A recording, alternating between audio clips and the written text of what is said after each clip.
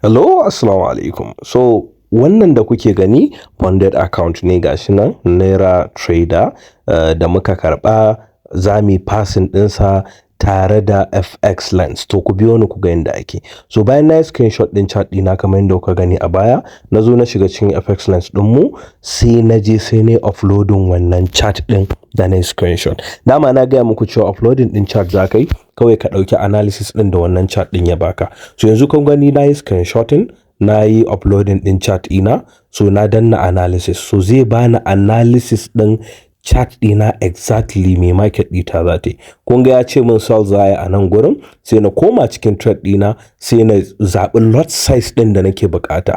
Lot size ɗin da za ka saka shi zai determining ɗin risk management ɗinka, shi zai determining ɗin how many pips za ka hit in a market. Na sa 0.1 saboda position ɗaya zan buɗe. So sai na zo na kwafi stop loss ɗina sai na koma cikin MetaTrader ɗina sai na pasting wannan stop loss ɗin. Sai kuma na ƙara koma na je na kwafo take profit ɗina sai na pasting ɗinsa shi ma a wajen take profit a cikin MetaTrader.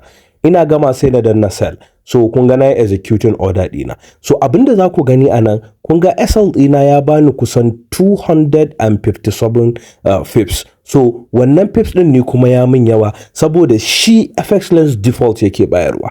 So za ka iya adjusting ɗin SL ɗinka zuwa yanda kake so, zuwa risk management ɗinka, zuwa trading plan ɗinka da yanda kake trading ɗinka.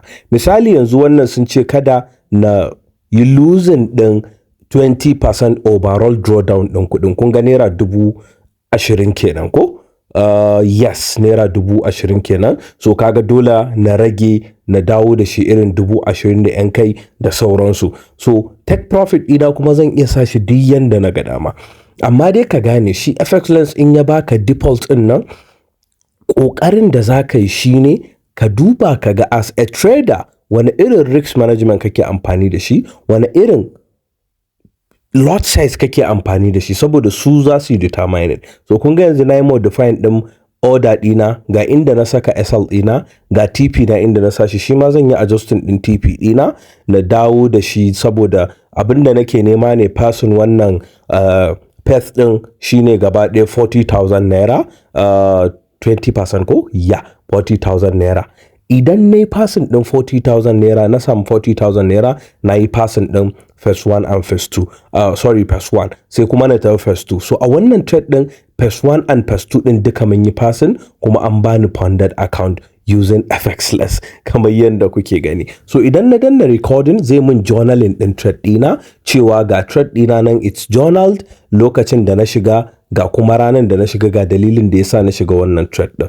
Wannan kenan. So kamar yadda kuke gani wannan shine chart ɗinmu already TP ɗina ya yi hitting, na yi passing ɗin phase 1 and phase 2. This is 42,000 naira. So wancan ban yi recording na phase 2 ɗin ba, and bara ku ga inda suka bani funded account wanda yanzu kuma za mu fara trading yanda za mu cire kuɗi da wannan trading ɗin. So nan kuna gani sun ce min request for funded. Phase ɗin da nake current state is phase 2. So ina danna request for funded ɗin nan za su bani funded account shikenan.